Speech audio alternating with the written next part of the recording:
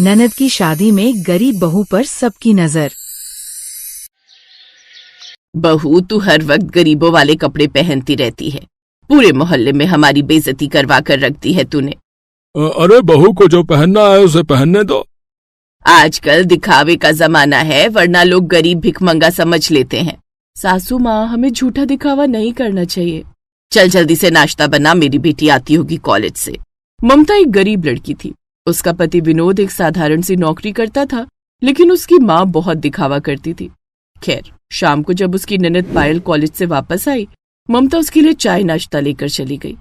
भाभी, अब मैं बड़ी हो गई हूँ, अपने लिए नाश्ता खुद बना सकती हूँ, आप तो मुझे कुछ करने ही नहीं देती।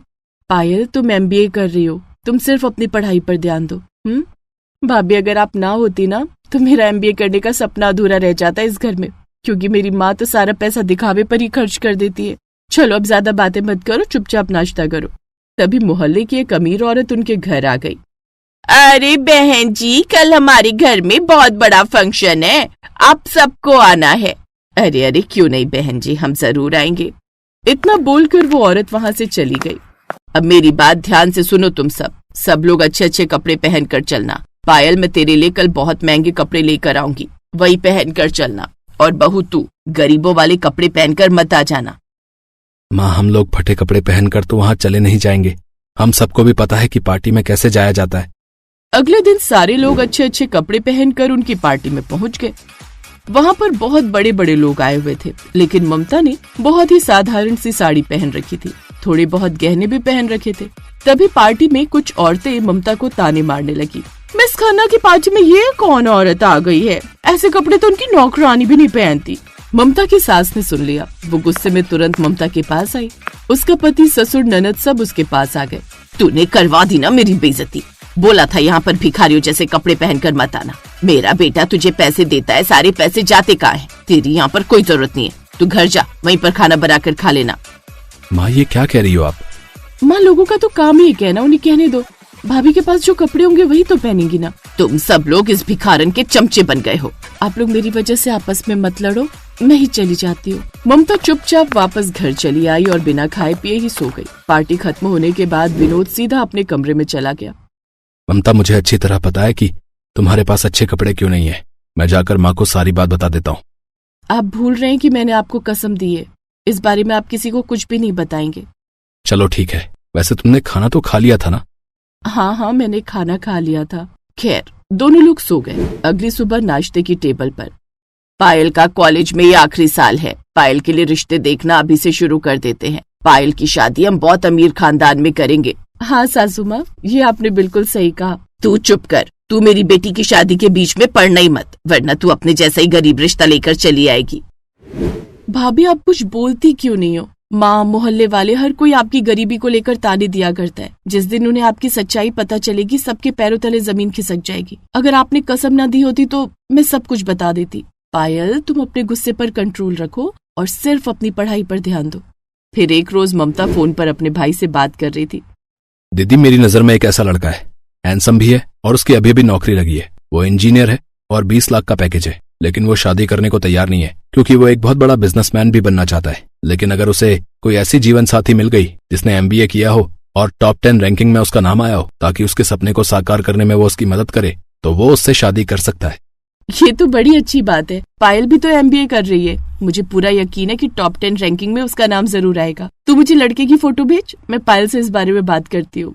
ममता ने सबसे पहले इस बारे में अपने ससुराल वालों को बताया। तभी उसकी सास ने कहा, तुझ पर तो मुझे बिल्कुल भी यकीन नहीं है। कितना अमीर लड़का ढूंढ लिया तूने, लेकिन अगर तेरे भाई ने कहा है तो हम तेरी बात मान लेते हैं। रात में छत पर ममता ने इस बारे में पायल से बात की। फिर भी पायल उदास थी। क्या हुआ पायल, इतनी उदास क्यों? लड़का पसंद नहीं है क्या? भाभी, लड़का तो ठीक है, लेकिन मैं टॉप 10 रैंकिंग में अपना नाम कैसे ला पाऊंगी? आपकी मदद से मैं सरकारी कॉलेज में पढ़ रही हूँ। टॉप 10 में रैंकिंग लाने के लिए मुझे प्राइवेट कोचिंग लगानी पड़ेगी, बहुत सारी किताबें लेनी पड़ेंगी, लैपटॉप लेना पड़ेगा, तब जाकर मैं वो मुकाम हासिल कर सकती हूँ। आप तो जानती हो, मेरी माँ सारे पैसे मेरे कपड़ों पर, मेरे मेकअप के सामान पर, मुझे ब्यूटी पार्लर भेजने में खर्चा करती रहती हैं। पढ़ाई के लिए वो 1 रुपया नहीं देती मुझे। बस इतनी सी बात। तू फिक्र मत कर, सब कुछ हो जाएगा। अगले दिन ममता ने अपने सारे गहने बेचकर पायल की प्राइवेट कोचिंग लगवा दी। उसके लिए लैपटॉप और किताब। रिजल्ट आया तो उसने अपने शहर में टॉप किया। शर्त के अनुसार लड़का पायल से शादी करने को मान गया और कुछ ही दिनों में दोनों की शादी होने लगी। शादी के फंक्शन में बहुत बड़े बड़े लोग आए हुए थे, लेकिन ममता ने बहुत ही साधारण गरीबों वाली साड़ी पहन रखी थी। उसने गहने भी नहीं पहन रखे थे। सबकी नजरें गरीब भाभी पर ही थी। इस औरत को देख रही हो, ये लड़की की भाभी है, पर ऐसा लग रहा है जैसे कोई भिखारन है। खैर, वरमाला के बाद स्टेज पर सभी का फोटो सेशन चल रहा था। ममता कोने में छुपकर खड़ी थी ताकि कोई उसे देख न ले। तभी पायल भागते हुए उसके पास आई और उसका हाथ पकड़कर स्टेज पर ले आई। फिर उसने माइक से बोलना शुरू किया। आप लोग मेरी बात ध्यान से सुनिए, ये मेरी भाभी हैं। मैं देख रही हूँ सबकी नजरें हैं मेरी भाभी पर। उनके साधारण कपड़ों पर है, क्योंकि उन्होंने ना महंगे कपड़े पहन रखे हैं, ना ही गहने पहन रखे हैं। लेकिन ऐसा उन्होंने क्यों किया, आज मैं उसका कारण बताती हूँ। पायल, ये क्या कर रही है तू? आप शांत रहिए भाभी। दरअसल मेरी माँ को दिखावा करना बहुत पसंद है। मैं जब MBA करने वाली थी तब माँ ने मुझे 1 रुपया नहीं दिया। वो सारे पैसे मेरे मेकअप पर, मुझे ब्यूटी पार्लर भेजने पर, मुझे महंगे महंगे कपड़े पहनाने में खर्च किया करती थी। फिर किसी तरह भाभी ने पैसे इकट्ठे करके मेरा गवर्नमेंट कॉलेज में एडमिशन कराया, और जो मैंने टॉप किया है ना, ये भाभी की बदौलत ही हो पाया है। इन्होंने अपने सारे गहने बेच दिए, मेरी प्राइवेट कोचिंग लगवाई, मुझे किताबें लाकर दी, लैपटॉप लाकर दिया, और रात रात भर पढ़ाई में मेरी मदद भी किया करती थी। तब जाकर मैं आज इस मुकाम पर पहुंची हूँ। सभी का सर शर्म से झुक गया। तभी पायल के होने वाले पति ने कहा, पायल, तुम्हारी भाभी तो सच में महान है। भाभी, आपकी वजह से आज पायल जैसी लड़की मुझे मिली। मैं आपको गिफ्ट देना चाहता हूँ। लड़के ने ममता को ढेर सारे गहने, महंगी महंगी साड़ियाँ गिफ्ट कर दी। भाभी, आपको मेरी कसम है, जल्दी से ड्रेस और गहने पहन कर आइए। थोड़ी देर में ममता महंगी डिजाइनर साड़ी और गहने पहन कर आई। अब उसने पार्टी में सबसे महंगी ड्रेस पहन रखी थी। एक बार फिर से सबकी नजरें उस पर टिक गई। तभी उसकी सास स्टेज पर आई। बहू, मुझे माफ कर देना। आज मुझे पता चला कि मेरा बेटा जो पैसे तुझे देता था, उन पैसों से तूने मेरी बेटी को पढ़ाया। उस दिन के बाद उसने दिखावा करना बंद कर दिया और सब खुशी खुशी रहने लगे।